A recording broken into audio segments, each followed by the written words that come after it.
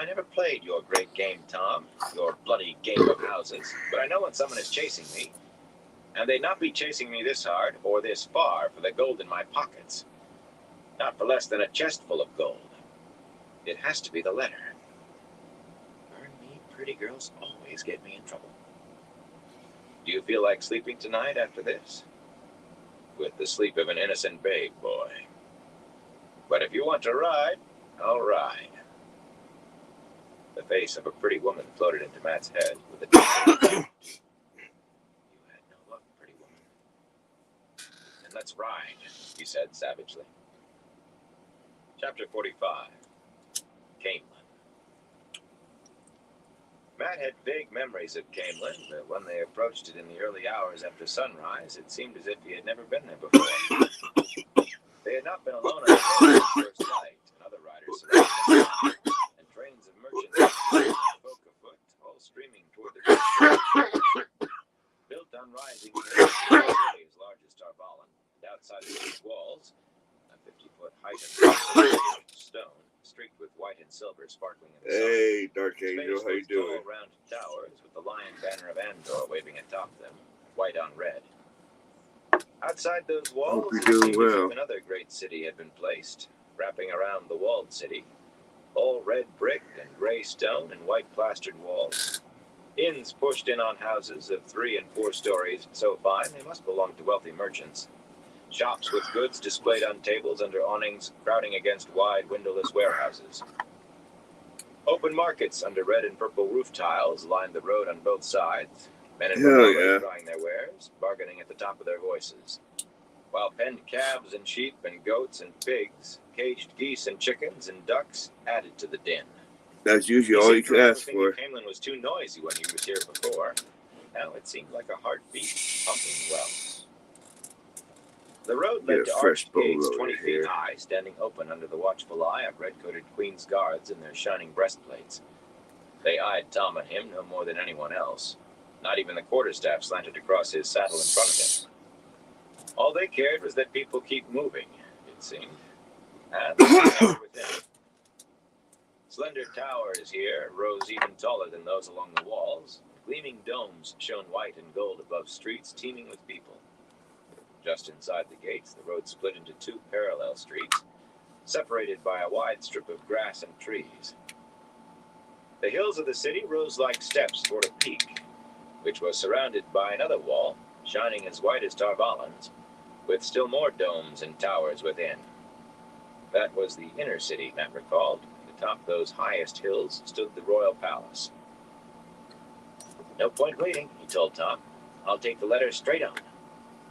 He looked at the sedan chairs and carriages making their way through the crowds, the shops with all their goods displayed. A man could earn some gold in this city, Tom, once he found a game of dice or cards. He was not quite so lucky at cards as at dice, but few except nobles and the wealthy played those games anyway. Now that's who I should find a game with. Tom yawned at him and hitched at his gleaming as if it were a blanket. We're all night, boy. Let's at least find something to eat first. The Queen's blessing has good meals. He yawned again. And good beds. I remember that, Matt said slowly.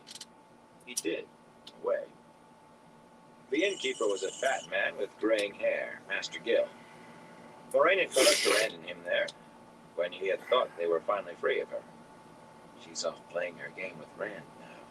Nothing to do with me, not anymore. I will meet you there, Tom. I'll get her out of my hands in hours, and I mean to. You go on. Tom nodded and turned his horse aside, calling over his shoulder through a yawn. Do not become lost, boy. It's a big city, Camelin. And a rich one. Matt heeled his mount down up the crowded street. Lost? I can find my bloody way. The sickness appeared to have erased parts of his memory. He could look at an inn, its upper floors sticking out over the ground floor all the way around, and its sign creaking in the breeze, and remember seeing it before, yet not recall another thing he could see from that spot. 100 paces of street might abruptly spark in his memory, while the parts before and after remained as mysterious as dice still in the cup. Even with the holes in his memory, he was sure he had never been to the inner city or the royal palace. I couldn't forget that.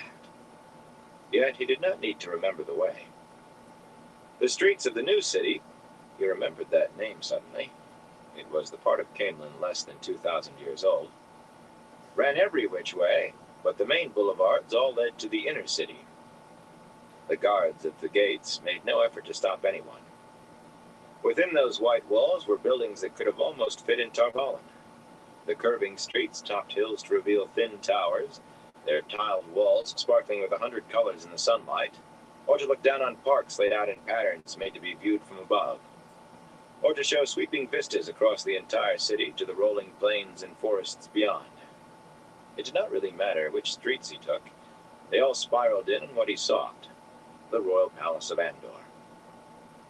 In no time he found himself crossing the huge oval plaza before the palace, riding toward its tall, gilded gates. The pure white palace of Andor would certainly not have been out of place among Tarvalin's wonders, with its slender towers and golden domes shining in the sun, its high balconies and intricate stonework. The gold leaf on one of those domes could have kept him in luxury for a year. There were fewer people in the plaza than elsewhere, as if it were reserved for great occasions. A dozen of the guards stood before the closed gates, bows slanted, all at exactly the same angle, across their gleaming breastplates, faces hidden by the steel bars of their burnished helmets' face guards. A heavy-set officer, with his red cloak thrown back to reveal a knot of gold braid on his shoulder, was walking up and down the line. Just a little tired, huh? Man, he thought he might find rust or dust. Matt drew rein and put on a smile. "Good morning to you, Captain." The officer turned, staring at him through the bars of his face. Yeah, it's my birthday today, Dark Angel. The man was older than he had expected. Well, technically, because it's already Monday, so, yeah. And fat rather than stocky. "What do you want, farmer?" he demanded roughly. Matt drew a breath. "Make it good. Impress this fool so he doesn't keep me waiting all day. I don't want to have to flash the Armerlin's paper around to keep him kicking." Oh, yeah, appreciate it, Dark "I Angel. come from Tarvalin, from the White Tower, bearing a letter from..." "You come from Tarvalin, farmer?" The fat officer's stomach shook as he laughed, but then his laughter cut off as if severed with a knife, and he glared. "We want no letters from Tarvalin, rogue, if you have such a thing. Our good queen, may the light illumine her, will take no word from the White Tower until the daughter heir is returned to her. I never heard of any messenger from the tower wearing a countryman's coat and breeches. It is plain to me you are up to some trick, perhaps thinking you'll find a few coins if you come claiming to carry letters. But you'll be lucky if you don't end in a prison cell. If you do come from Tarvalin, go back and tell the tower to return the daughter heir before we come and take her. If you're a trickster after silver, get out of my sight before I have you beaten within an inch of your life. Wait, Luby, be gone." Matt had been trying to edge a word in from the beginning of the message. He said quickly, "The letter is from her, man. It's from..." "Did I not tell you to be gone, ruffian?" the fat man bellowed. His face was growing nearly as red as his coat. "Take yourself out of my sight, you gutter scum! If you are not gone by the time I count 10, I will arrest you for littering the plaza with your presence. 1, 2. Can you count so high, you fat fool?" Matt snapped. "I tell you, Elaine said..." "Guards!" The officer's face was purple now. "Seize this man for a dark friend!"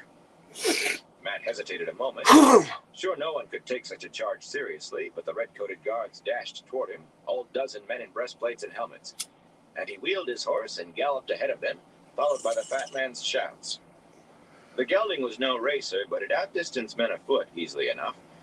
People dodged out of his way along the curving streets, shaking fists after him, curses as the officer had.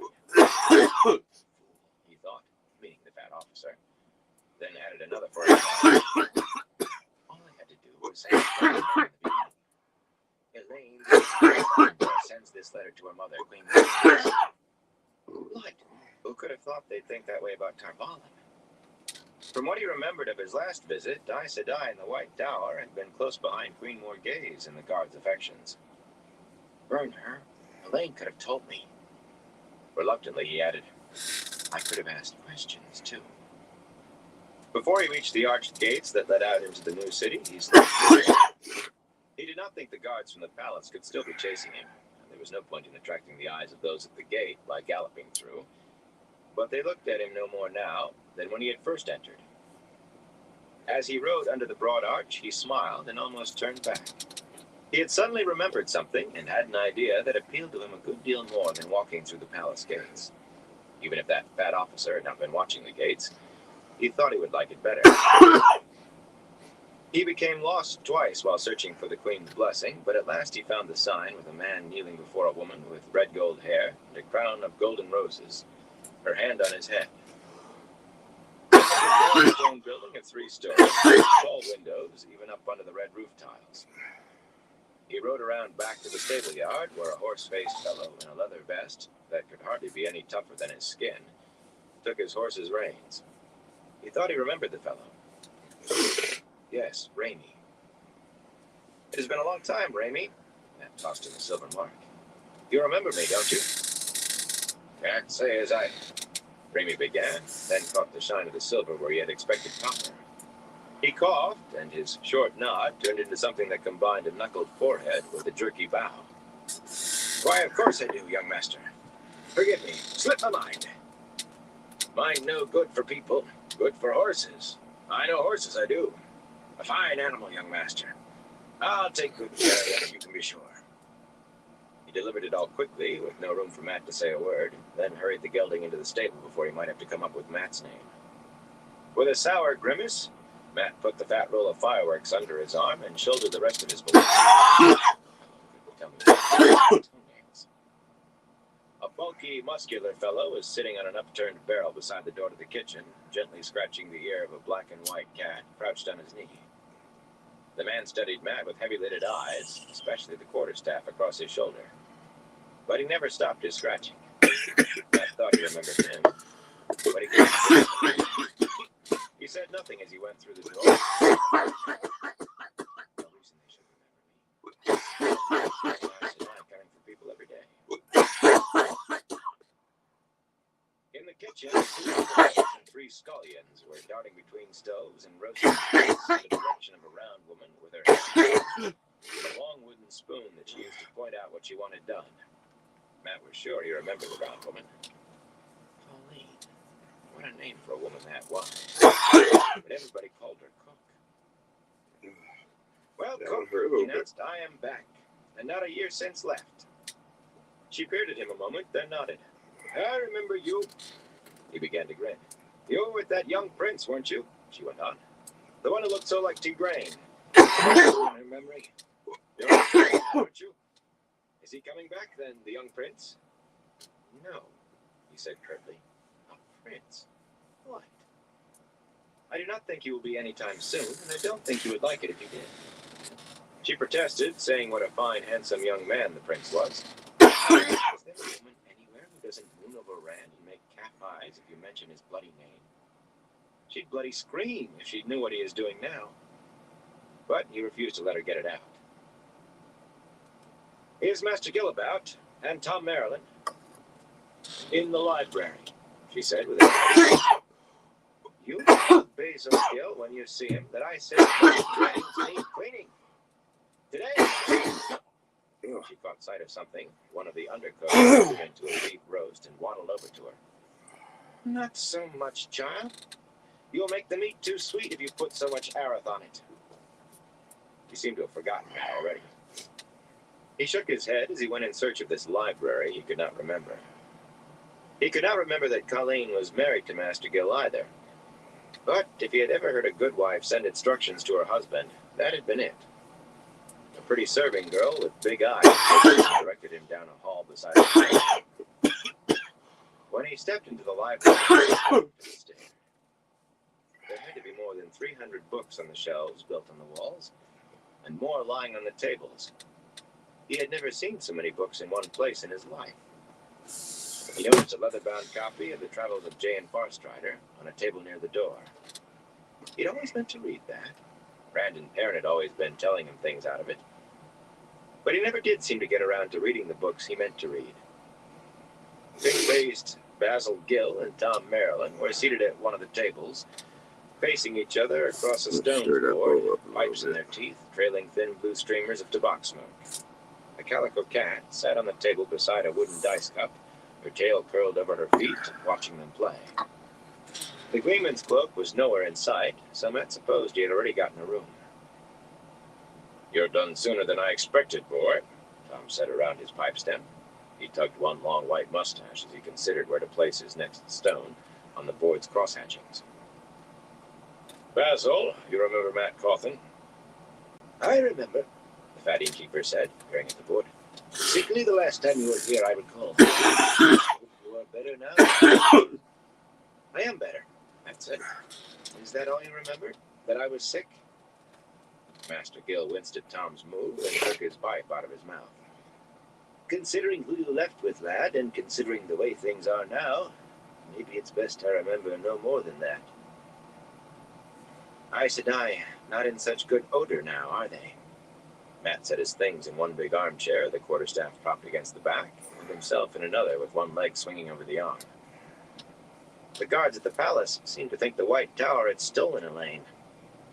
Tom eyed the roll of fireworks uneasily, looked at his smoking pipe, and muttered to himself before going back to his study of the board. "Hardly that," Gill said. "But the whole city knows she disappeared from the tower.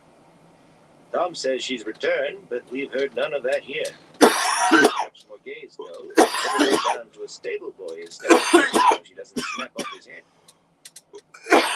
Gabriel has kept her from actually sending anyone to the headsman. Hey, smoked out. I'd say she would not do it. Oh yeah, appreciate it, bro. He has certainly not soothed her temper toward Tarvalin. If anything, I think he has made it worse." "Morgaze has a new advisor," Tom said in a dry voice. "Gareth Bryn did not like him, so Bryn has been retired to his estate to watch his sheep grow wool. Basil, I hope you're doing better today, smoked out. In a moment, Tom. In a moment. I want to set it right." Gill clamped his teeth around his pipe stem and frowned at the board, puffing up smoke. "So the Queen has an advisor who doesn't like Tarvalin," Matt said. "Well, that explains the way the guards acted when I said I came from there. If you told me I that, haven't been doing too Gill bad, said, smoked you might out. be lucky you escaped without Been any doing broken pretty good. bones. If it Can't was any complain. of the men, at least. Gabriel has replaced half the guards in Canaan with men of his choosing. That is no mean feat, considering how short a time he has been here. Some say Morgaze may marry him." He started to put a stone on the board, then took it back with a shake of his head. "Times change, people change. Too much change for me. I suppose I'm growing old." "You seem to mean us both to grow old before you place a stone," Tom muttered. The cat stretched and slinked across the table for him to stroke her back. "Talking all day will not let you find a good move.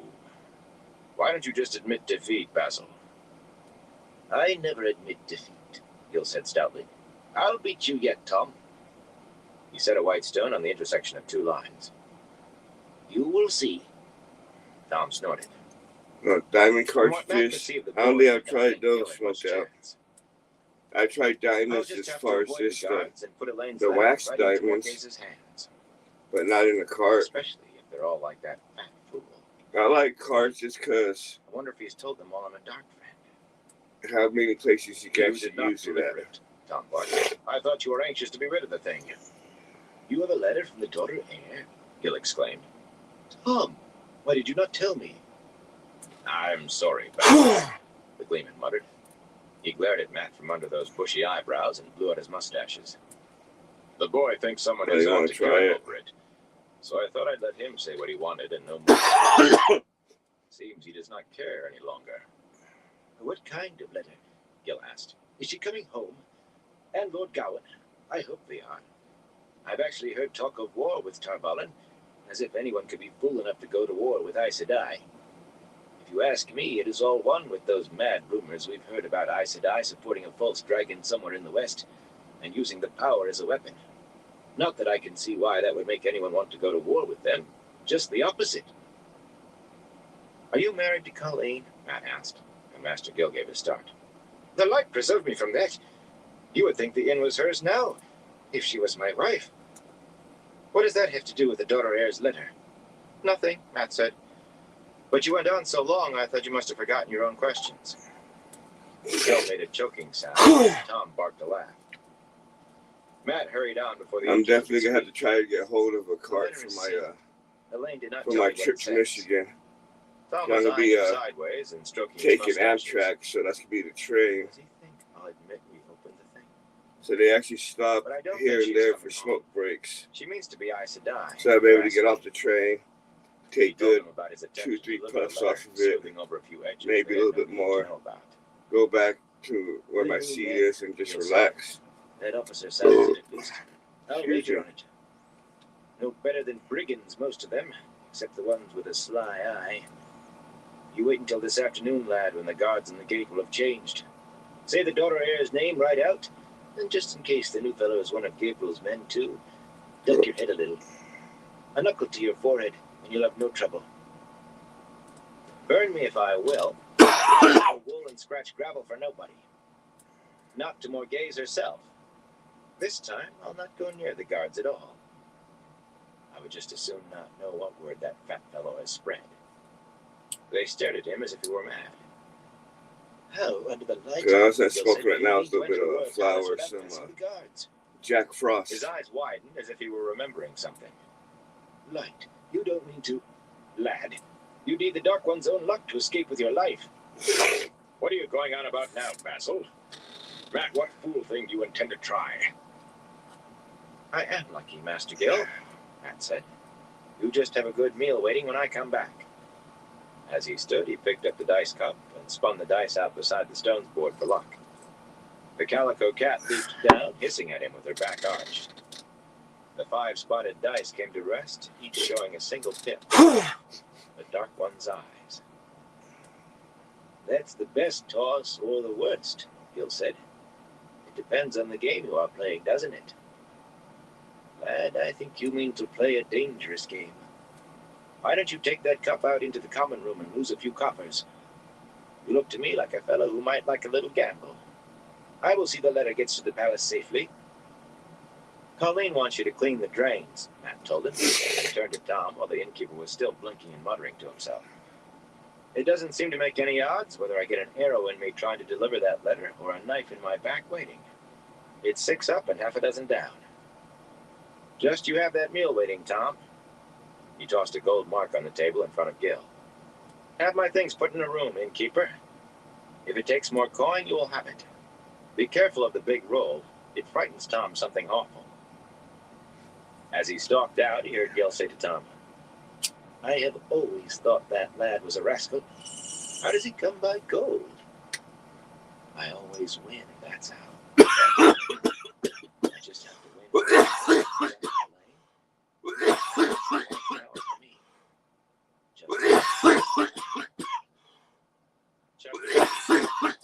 A message Even as he returned to the inner city on foot, Matt was far from certain that what he did would actually work. Definitely appreciate it. If what he had been told was true. But it was the truth of that he was not sure of.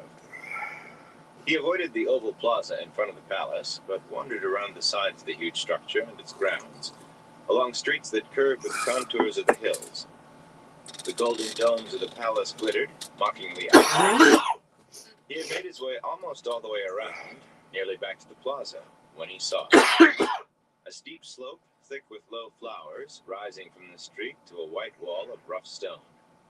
Some leafy tree limbs stuck over the top of the wall, and he could see the others beyond, in a garden of the royal palace. A wall made to look like a cliff, he thought, and a garden on the other side. Maybe Rand was telling the truth. A casual look both ways showed him he had the curving street to himself for the moment. He would have to hurry. The curves did not allow him to see very far. Someone could come along any moment. He scrambled up the slope on all fours, careless of how his boots ripped holes in the banks of red and white blossoms. The rough stone of the wall gave plenty of finger holds, and ridges and knobs provided toe holds even for a man in boots. Careless of them to make it so easy, he thought as he climbed. For a moment, the climbing took him back home with Rand and Perrin to a journey they had made beyond the sand hills to the edge of the mountains of mist. When they returned to Emmons Field, they had all caught the fury from everyone who could lay hands on them. Him worst of all. Everyone assumed it had been his idea. But for 3 days, they had climbed the cliffs and slept under the sky and eaten eggs filched from redcrest seals, and plump gray-winged grouse fetched with an arrow, or a stone from a sling, and rabbits caught with snares, all the while laughing about how they were not afraid of the mountain's bad luck, and how they might find a treasure. He had brought home an odd rock from that expedition, with the skull of a good-sized fish somehow pressed into it, and a long white tail feather dropped by a snow eagle, and a piece of white stone as big as his hand that looked almost as if it had been carved into a man's ear. It looked like an ear, even if Rand and Perrin did not, and Tamil Thor had said it might be. His fingers slipped out of a shallow groove, his balance shifted, and he lost the toehold under his left foot. With a gasp, he barely caught hold of the top of the wall and pulled himself up the rest of the way. For a moment he lay there, breathing hard. It would not have been that long a fall, but enough to break his head. Fool, letting my mind wander like that. Nearly killed myself in those cliffs that way. That was all a long time ago. His mother had likely thrown all those things out already anyway. With one last look each way to make sure no one had seen him, the curving length of street below was still empty. He dropped inside the palace grounds.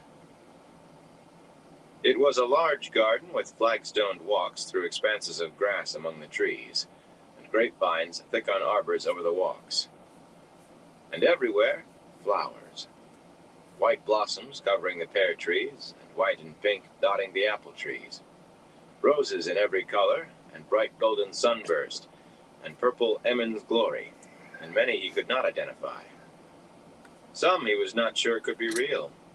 One had odd blossoms in scarlet and gold that looked almost like birds, and another seemed no different from a sunflower, except that its yellow flowers were 2 feet and more across, and stalks as tall as an oak ear. Boots crunched on flagstone, and he crouched low behind a bush against the wall as 2 guardsmen marched past, their long white collars hanging over their breastplates.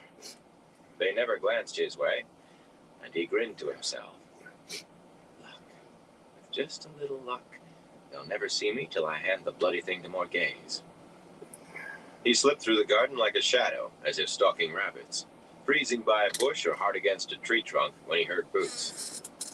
2 more pairs of soldiers strode by along the paths, standing close enough for him to have taken 2 steps and goosed them. As they vanished among the flowers and trees, he plucked a deep red star blaze and stuck the wavy petaled flower in his hair with a grin. Cut back to the kitchen. This was as much fun as stealing apple cakes at Sunday, and easier. Women always kept a sharp watch on their baking. The fool soldiers never took their eyes off the flagstones. It was not long before he found himself against the white wall of the palace itself, and began sliding along it behind a row of flowering white roses on slatted frames, searching for a door. There were plenty of wide arched windows just over his head, but he thought it might be a bit harder to explain being found climbing in through a window than walking down a hall. 2 more soldiers appeared, and he froze. They would pass within 3 paces of him. He could hear voices from the window over his head, 2 men, just loud enough for him to make out the words. On their way to Tyr, Great Master. The man sounded frightened and obsequious. Let them ruin his plans if they can. The voice was deeper and stronger, the man used to command. It will serve him right if 3 untrained girls can foil him. He was always a fool, and he is still a fool. Is there any word of the boy? He is the one who can destroy us all. No, Great Master. He has vanished. But, Great Master, what are the Morghese's need? The man half-turned, then caught himself. The soldiers were coming closer. They did not appear to have seen his start through the thickly woven rose stems. Move, you fools. Get by so I can see who this man bloody is. He had lost some of the conversation. Has been far too impatient since regaining his freedom, the deep voice was saying. He never realized the best plans take time to mature. He wants the world in a day and Kalendor besides. The great Lord take him. He may seize the girl and try to make some use of her. And that might strain my own plans. As you say, great master. Shall I order her brought out of Tyr? No. The fool would take it as a move against him if he knew. And who can say what he chooses to watch aside from the sword? See that she dies quietly, Komar. Let her death attract no notice at all. His laughter was a rich rumble. Those ignorant slatterns in that tower will have a difficult time producing her after this disappearance. This may all be just as well. Let it be done quickly. Quickly, before he has time to take her himself. The two soldiers were almost abreast of him. Matt tried to will their feet to move faster. Great master, the other man said uncertainly. That may be difficult. We know she is on her way to Tyr, but the vessel she traveled on was found at Arngil, and all three of them had left it earlier.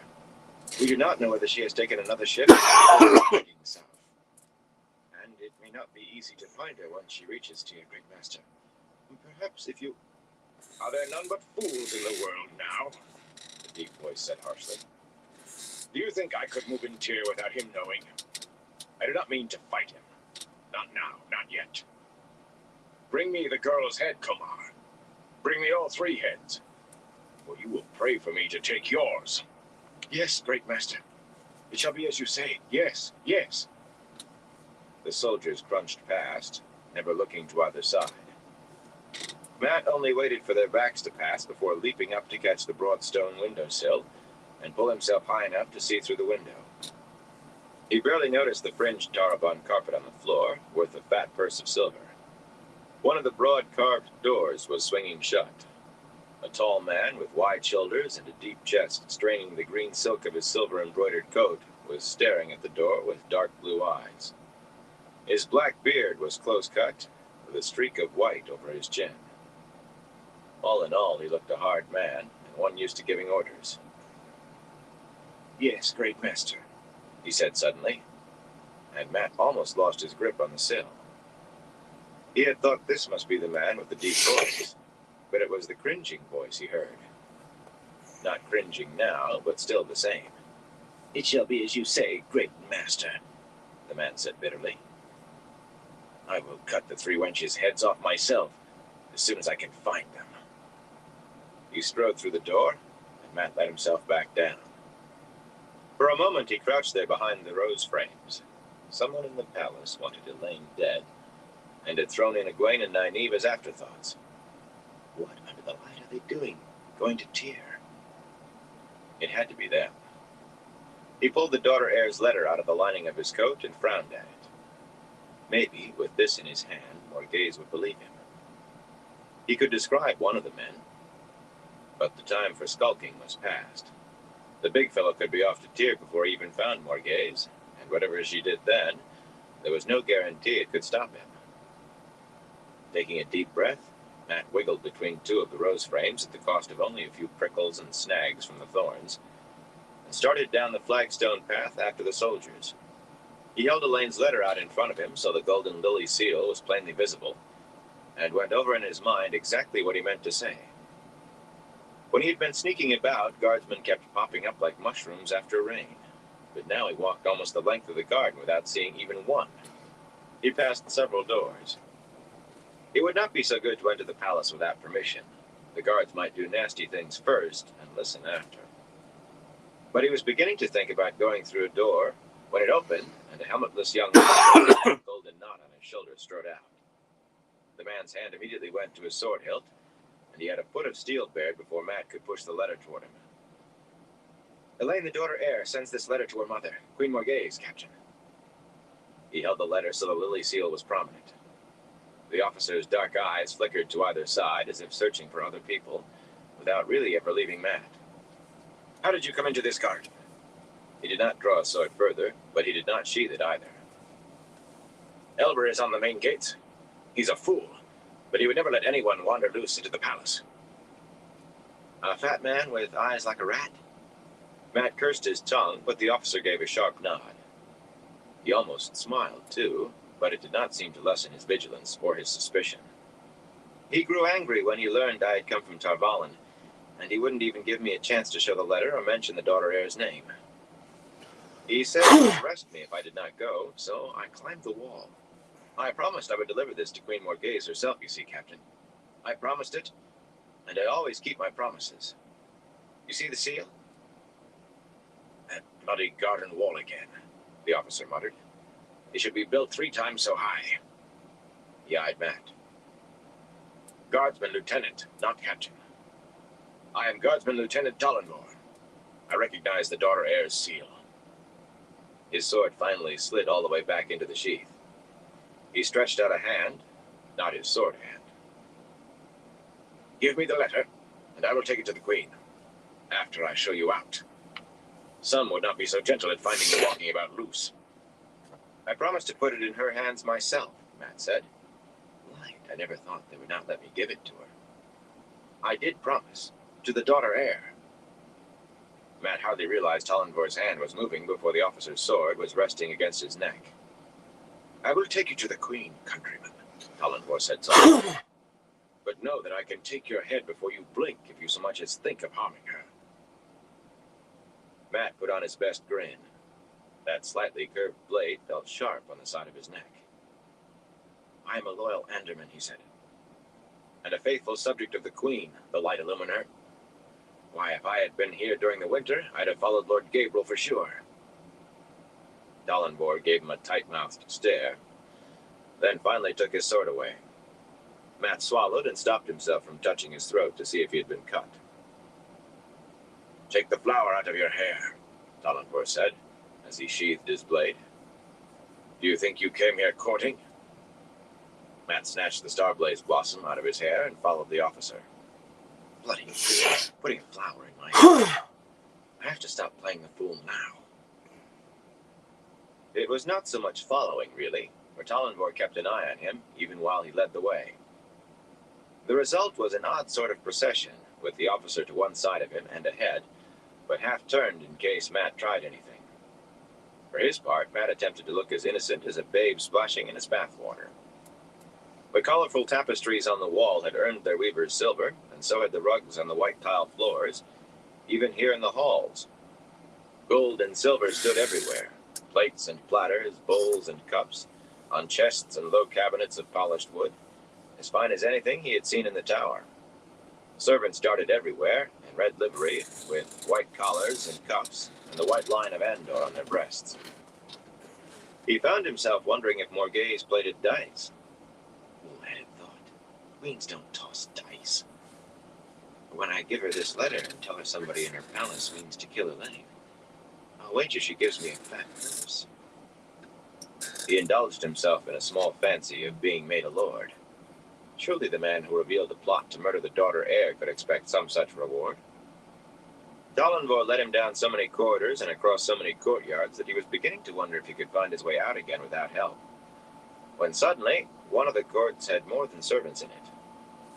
A columned walk surrounded the court, with a round pool in the middle with white and yellow fish swimming beneath pads and floating white water lilies.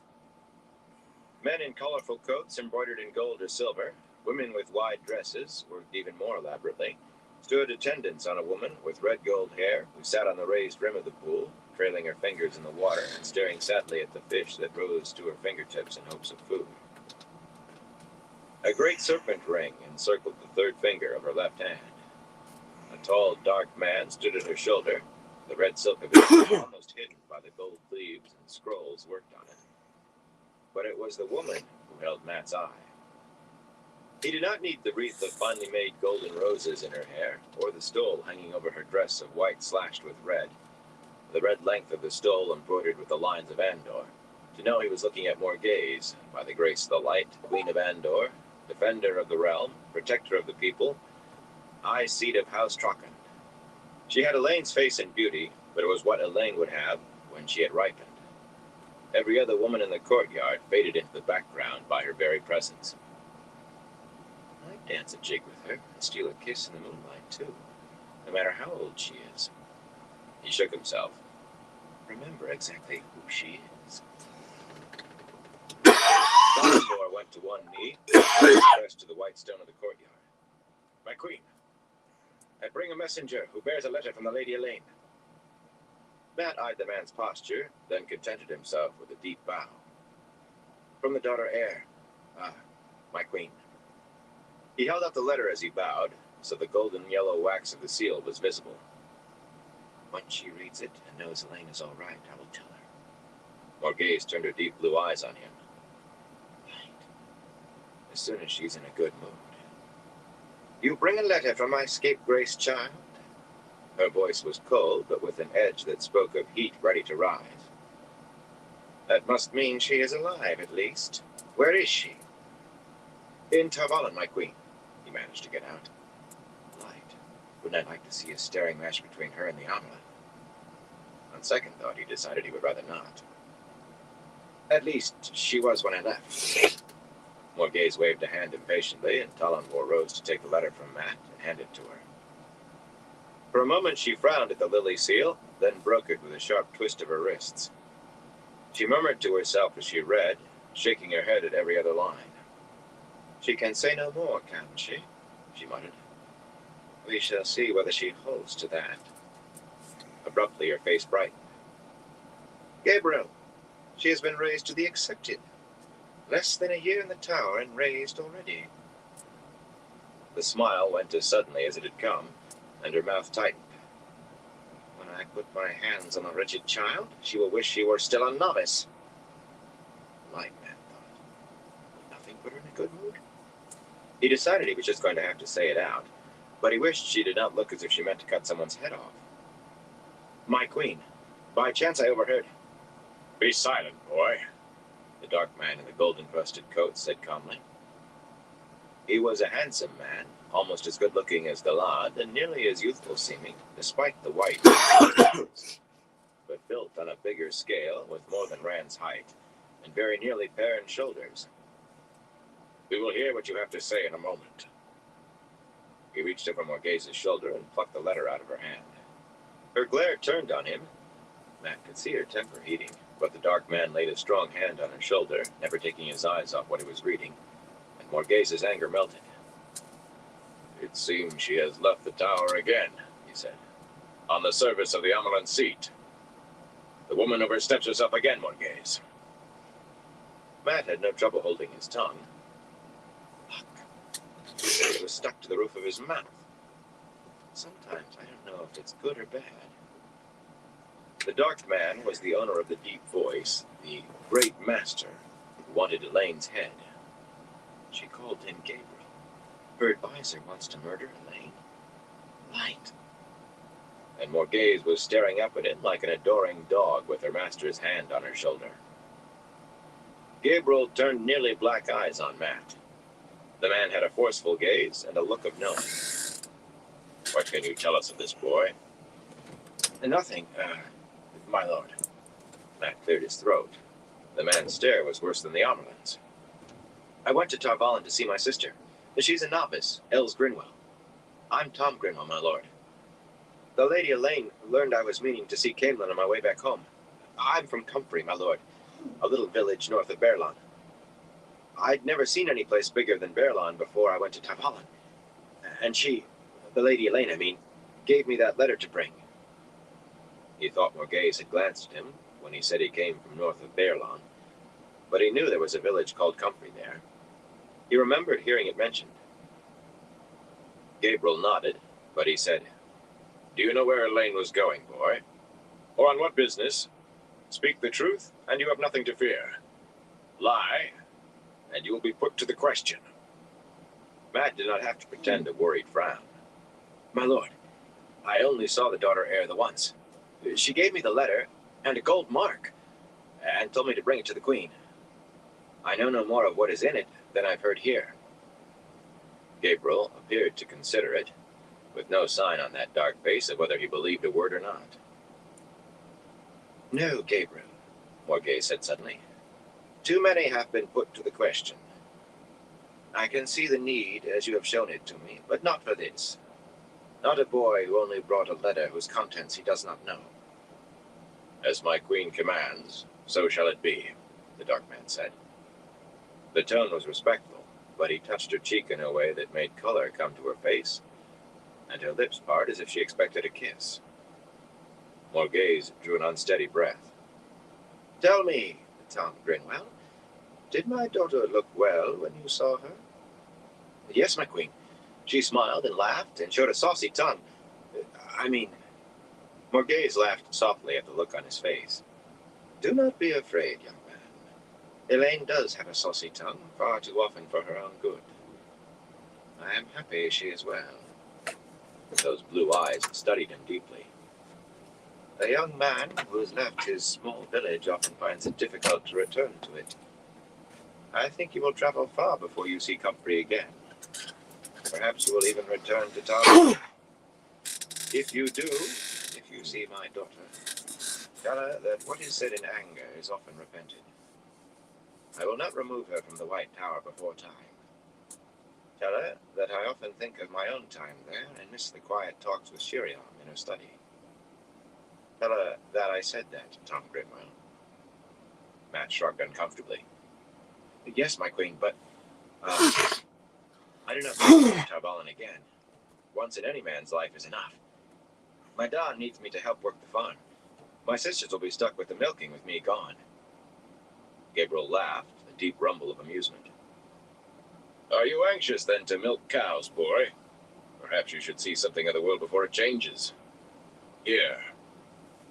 He produced a purse and tossed it. Matt felt coins through the wash leather when he caught it. If Elaine can give you a gold mark for carrying her letter, I will give you 10 for bringing it safely.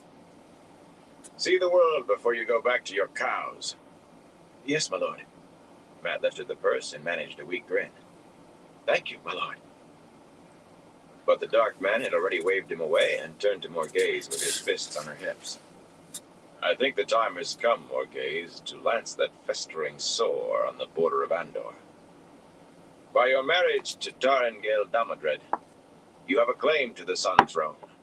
The Queen's Guards can make a claim as strong as any. Perhaps I can even aid them in some small way. Hear me. All right, everyone. I'm probably going to call it the end of this life right now. See if I can't lay down and get some sleep. Gabriel was still speaking. I want to go for stopping by. Keeps coming by. Was frowning as she listened. Until next time, everyone. As much as any other. I appreciate all y'all's love, support, and stay safe out there. To race the shadow.